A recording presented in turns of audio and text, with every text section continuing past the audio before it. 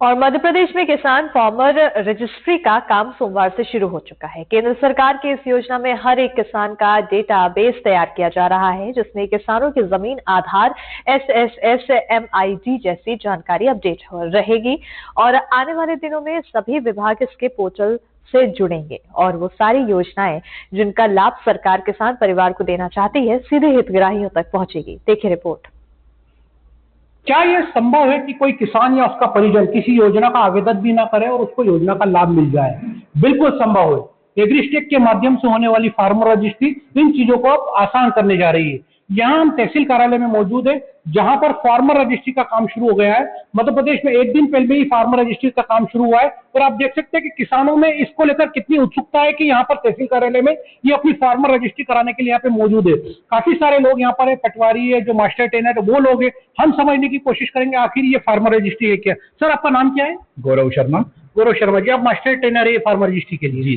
गौरव शर्मा जी, बताइए आखिर है क्या ये फार्मर रजिस्ट्री? फार्मर रजिस्ट्री जो है केंद्र सरकार की एक बहुत महत्वाकांक्षी योजना है, जिसके अंतर्गत किसानों के लिए एक विशिष्ट आईडी बनाई गई है। इनका जितना भी लैंड रिकॉर्ड है उसका एक यूनिक आईडी नंबर दिया जाएगा। जैसे हम लोगों का एक आधार कार्ड का एक यूनिक नंबर होता है, ऐसे एक किसान का एक यूनिक आईडी नंबर दिया जाएगा उसके लैंड रिकॉर्ड का, जिससे सरकार की समस्त जितनी योजनाएं हैं उनका लाभ इन लोगों को बिना आवेदन दिए डायरेक्ट इनके खाते में मिल जाएगा। या जो भी योजना का इनका लाभ है, इन्हें कहीं जाने की जरूरत नहीं पड़ेगी, डायरेक्ट इनको इसका लाभ मिल जाएगा। प्रोसेस क्या होगी इसके लिए, किस तरह से काम करेगा? इसके लिए नेशनल इन्फॉर्मेटिव सिस्टम जो हमारी NIC है, उन्होंने एक वेबसाइट डिजाइन करी है एग्रीस्टेक के नाम से। इस एग्रीस्टेक के अंदर कोई भी किसान चाहे तो चाहे वो पटवारी के थ्रू या कोई स्थानीय युवा जो आजकल हमारी सरकार ने गिरदावरी के लिए नियुक्त किए उनके थ्रू, CSC के थ्रू या स्वयं भी एग्रीस्टेक की वेबसाइट पर जाके यहाँ पे अपना मोबाइल नंबर और आधार नंबर डालकर डायरेक्ट लॉगिन कर सकता है और उसकी जहां भी जमीन है, चाहे वो आगर में हो, शाहजहांपुर में या किसी भी जगह पे हो, वो ऐड कर सकता है और उसका एक विशेष आईडी प्राप्त कर सकता है। सर, आपका क्या नाम है? रंजीत गर्ग।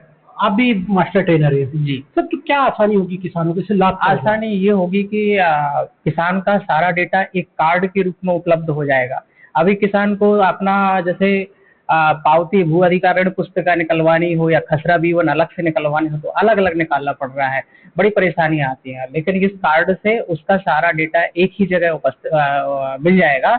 और इसका दूसरा लाभ तो ये है कि अभी जो PM सम्मान निधि योजना की जो 19वीं किस्त आनी है दिसंबर के बाद, वो इसी के माध्यम से आएगी। तो 19वीं जो किस्त आएगी PM सम्मान निधि की, अगर मान लो फार्मर रजिस्ट्री नहीं हुई तो क्या होगा? नहीं, वो कंपलसरी कर दिया है भारत सरकार ने कि किसान का फार्मर रजिस्ट्री अनिवार्य है। इसके लिए 3 प्रकार से रजिस्ट्री के लिए बताया गया है कि आप पटवारी के थ्रू कर सकते हैं और ग्राम में सर्वेयर को रखा गया है। सर्वेयर के लिए एक अलग से ऐप दिया गया है, फार्मर सहायक MP, उसके माध्यम से भी कर सकते हैं या फिर CSC सेंटर के माध्यम से भी कर सकते हैं। किसान आपके पास आते हैं, फार्मर रजिस्ट्री के लिए लोग आने लगे हैं, तो उत्सुकता, किस तरह का उत्साह का माहौल देख रहे हैं? उनको सारी योजनाओं का लाभ जो शासन द्वारा दे, जितनी भी योजना है उनको उसका लाभ एक ही समय में, कम समय में जल्दी से मिल सके, इसके लिए सभी की इच्छा होती है कि कोई बगैर ज्यादा डॉक्यूमेंट दिए अपने को इस योजना का लाभ मिल सके। इसलिए उत्साह भी है और साथ ही समस्याओं से, आने वाली समस्याओं से बचने के लिए भी किसान बहुत लालायित है, इसलिए जो है वो लगातार चल। किसान यहाँ पर है। भैया, क्या नाम है आपका? हेमंत हरा। हेमंत जी, तो आप कितने हैं उत्साहित इसको लेके? ये बहुत उत्साहित। क्या फायदा लग रहा है आपको इससे? इसमें क्या बचत होगी आपकी, समय, पैसा? हाँ, समय की बचत होगी, एक ही जगह सब पूरी एंट्री आ जाएगी।